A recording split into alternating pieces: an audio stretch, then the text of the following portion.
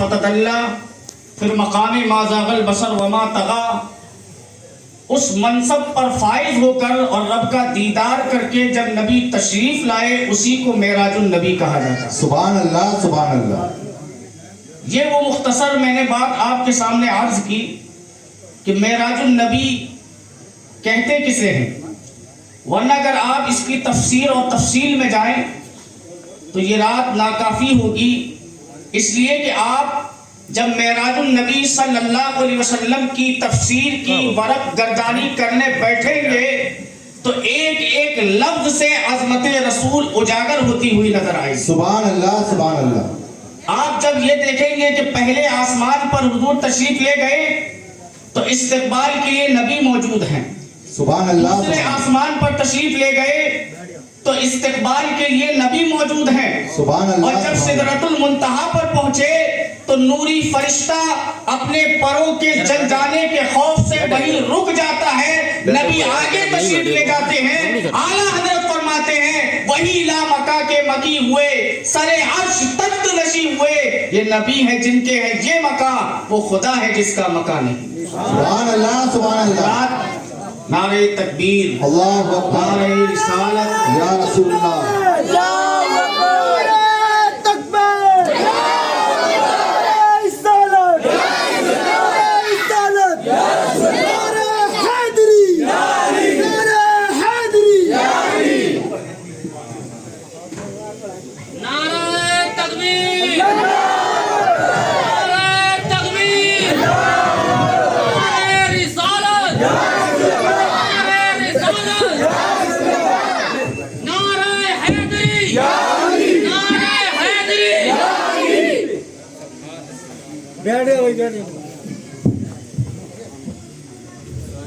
ایسا حسین موضوع ہے جس میں عظمت مصطفیٰ، رفعت مصطفیٰ، مقام مصطفیٰ، شان مصطفیٰ، جہاں جہاں آپ نگاہ دوڑائیں گے آپ کو ہر جانب رسول اللہ صلی اللہ علیہ وسلم کی عظمت اجاگر نظر آئی۔ سبحان اللہ سبحان اللہ۔ معراج النبی صلی اللہ علیہ وسلم کو آپ پڑھیے اور سمجھیے اور سنیے، جب جب آپ معراج النبی صلی اللہ علیہ وسلم کو پڑھیں گے یا سنیں گے محسوس یہ ہوگا کہ اللہ نے اپنے محبوب کو معراج میں اس لیے بلایا تھا تاکہ پوری دنیا کے سامنے اپنے محبوب کی عظمت کو اجاگر فرمائے۔ سبحان اللہ سبحان اللہ۔ اور ہم اور آپ اسی نسبت غلامی پر فخر کرتے ہوئے کہتے ہیں کہ تیری معراج کہ تو جانے کہاں تک پہنچا، تیری معراج یہ کہ تو جانے کہاں تک پہنچا، میری معراج یہ کہ میں تیرے قدم تک پہنچا۔ سبحان اللہ۔ میری معراج یہ کہ میں تیرے قدم تک پہنچا۔ حضرات یہ تو بات سچ ہے کہ معراج النبی میں ایمان کی پختگی بھی ملتی ہے۔ ایمان کی پختگی کیسے؟ ایک لمبے زمانے سے یہ جھگڑا چلا آ رہا تھا کہ نبی بشر ہیں یا نور ہیں، نبی بشر ہیں یا نور ہیں۔ کوئی بشر کی رٹ لگائے ہوئے تھا، کوئی نور کی رٹ لگائے ہوئے تھا، لیکن معراج النبی صلی اللہ علیہ وسلم کا جو صحیح طور پر ایمانی نگاہوں سے مطالعہ کرتا ہے وہ اس حقیقت کو سمجھ لیتا ہے کہ نبی کی حقیقت نہ بشر ہے نہ نور ہے، نبی کی حقیقت وہی ہے جو اللہ نے ان کو جس حقیقت کے ساتھ پیدا فرمایا۔ سبحان اللہ سبحان اللہ۔ اس لیے کہ اگر انہیں بشر کہا جائے تو جب آپ آسمانوں پر تشریف لے گئے تو بشریت تو نیچے کھڑی منہ دیکھتی رہ گئی، مقام والا نبی آگے چلا گیا۔ سبحان اللہ۔ اور اگر انہیں صرف نور کہا جائے تو سدرۃ المنتہا کا مکی جبرائیل امین سدرہ پر رک جاتے ہیں، جو نوری فرشتے ہیں، نورانیت رہ جاتی ہے، مقام والا نبی آگے بڑھ جاتا ہے۔ سبحان اللہ سبحان تو اللہ۔ نبی کا جو مقام ہے وہ نہ نورانیت میں پوشیدہ ہے نہ بشریت میں پوشیدہ ہے، بلکہ نبی کی جو عظمت ہے وہ اس سے بھی بلندر ہے۔ یا ابا بکر لم یعرفنی حقیقتا غیر ربی، اے ابو بکر میری حقیقت کو میرے رب کے سوا کوئی نہیں جانتا، بے شک۔ کوئی نہیں سمجھ سکتا کہ میری حقیقت کیا ہے، میں کون ہوں، میرا مرتبہ کیا ہے، میری ذات کیا ہے، میری صفات کیا ہے، کوئی نہیں پہچان سکتا۔ اور میں آپ سے عرض کروں کہ معراج النبی صلی اللہ علیہ وسلم کو آپ جب سنیں گے تو آپ کے عشق مصطفیٰ میں اور اضافہ ہوتا چلا جائے گا، سبحان اللہ اور اضافہ ہوتا چلا جائے گا۔ کیوں؟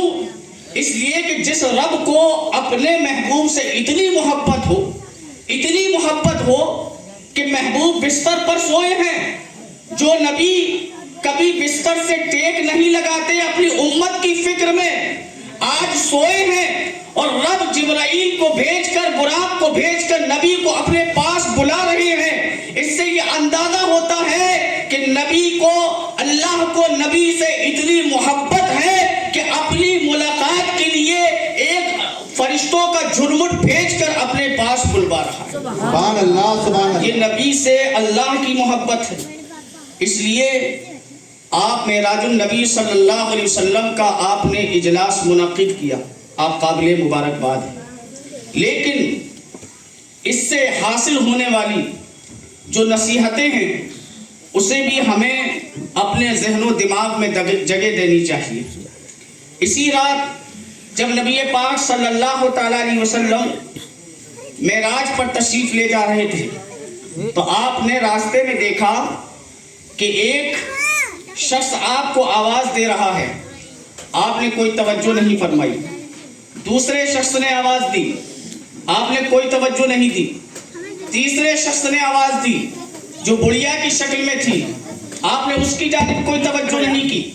حضرت جبرائیل امین نے عرض کیا، یا رسول اللہ صلی اللہ علیہ وسلم، یہ جو پہلا شخص تھا اگر آپ اس کی جانب توجہ کرتے تو آپ کی امت یہودی بن جاتی کیونکہ وہ یہودی تھا، اور جو دوسرا شخص تھا وہ نصرانی تھا، اگر آپ اس کی طرف توجہ کرتے تو آپ کی امت نصرانی بن جاتی، اور جو تیسری چیز بڑھیا کی شکل میں آپ کے سامنے آئی تھی وہ دنیا تھی، اگر آپ دنیا کی جانب توجہ کرتے تو آپ کی امت پر دنیا غالب آ جاتی۔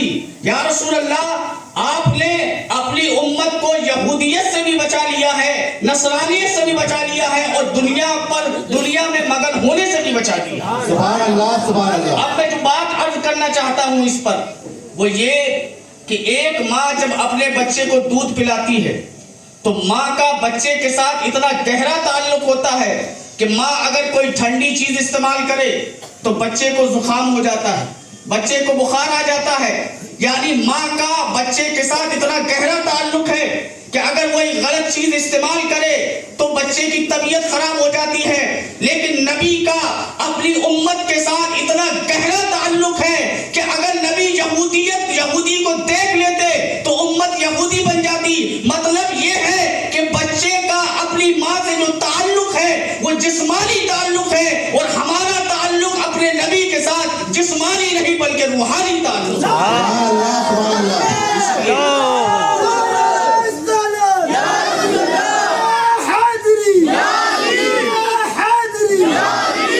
اسی لیے تو کسی نے کہا ہے کہ روک لیتی ہے آپ کی نسبت، روک لیتی ہے آپ کی نسبت، تیر جتنے بھی ہم پہ چلتے ہیں یہ کرم ہے حضور کا، ورنہ یہ کرم ہے حضور کا ہم پر کہ آنے والے عذاب ٹلتے ہیں۔ سبحان اللہ سبحان اب کوئی کیا ہمیں گرائے گا، اب کوئی کیا ہمیں گرائے گا، اب کوئی کیا ہمیں گرائے گا، ہر سہارا گلے لگائے گا، ہم نے خود کو گرا لیا ہے وہاں گرنے والے جہاں سنبھلتے ہیں۔ سبحان اللہ سبحان اللہ۔ ہم نے خود کو گرا لیا ہے وہاں گرنے والے جہاں سنبھلتے ہیں۔ اسی رات میں نبی پاک صلی اللہ علیہ وسلم نے ہمیں اور آپ کو گمراہی سے بچایا، ہمیں اور آپ کو دنیا میں مگن ہونے سے بچایا۔ اس لیے ہمیں بھی یہ کوشش کرنی چاہیے کہ ہم کسی بھی گمراہی کے راستے پر جانے کی کوشش نہ کریں۔ ہمیں یہ کوشش کرنی چاہیے کہ ہم دنیا میں اس قدر مگن نہ ہو جائیں کہ اللہ اور اس کے رسول کے احکامات سے منہ موڑ لیں، نماز روزے سے منہ موڑ لیں، اور دیگر تمام اعمال خیر سے منہ موڑ لیں۔ دنیا تو یہ زندگی چلتی رہتی ہے اور یہ زندگی کبھی ختم ہونے والی ایسی بظاہر نظر نہیں آتی، اور دنیا میں انسان چند سال رہتا ہے لیکن اس کی سوچ یہ ہوتی ہے کہ ہمیں ہمیشہ دنیا میں رہنا ہے، لیکن موت کا فرشتہ اچانک آتا ہے اور اس کے سارے کاروبار یہی دھرے رہ جاتے ہیں۔ موت کا فرشتہ آتا ہے اور اسے لے کر چلا جاتا ہے، تمام معاملات یہی دھرے رہ جاتے ہیں، اس کا ایمان اور عمل اس کے ساتھ جاتا ہے۔ اس لیے آپ سب سے گزارش ہے، ایمان کی فکر کیجئے، اور اعمال میں آگے بڑھی، اعمال میں آگے بڑھی. ایسا نہ ہو کہ آپ صرف نبی نبی کا نعرہ لگائیں، ایسا نہ ہو کہ آپ صرف یا رسول اللہ یا نبی اللہ کہتے رہ جائیں اور مسجدیں آپ کی خالی رہ جائیں، مسجدیں آپ کی ویران رہ جائیں، مصلے آپ کے ویران رہ جائیں. ایسا نہ ہو. یہ جو جتنی بھی محفلیں ہم اور آپ منعقد کرتے ہیں، کس لیے منعقد کرتے ہیں؟ ہمارے اکابرین نے ان محفلوں کو منعقد کرنے کی وجہ کیوں قائم کی ہے؟ اس لیے انہوں نے ان محفلوں کو قائم کیا ہے تاکہ لوگ اکٹھا ہوں گے، دین سیکھیں گے اور دین کی باتوں پر عمل کریں گے. سبحان اللہ. یہ صرف اس لیے نہیں ہے کہ آپ اپنے دل کو خوش کر لیں کہ ہماری محفل بہت شاندار تھی، ہماری محفل میں تقریر بہت اچھی ہوئی تھی. صرف اچھی تقریر سے فائدہ نہیں ہے، اچھی تقریر پر عمل بھی کرنا ہوگا. اللہ رب العزت عمل کی توفیق عطا فرمائے اور مجھ سے بولنے میں سبقت لسانی کی وجہ سے جو غلطی ہوگی مولا تعالیٰ معاف فرمائے. استغفر اللہ ربی من کل ذنب و اتوب الیہ وما علینا الا البلاغ. السلام علیکم.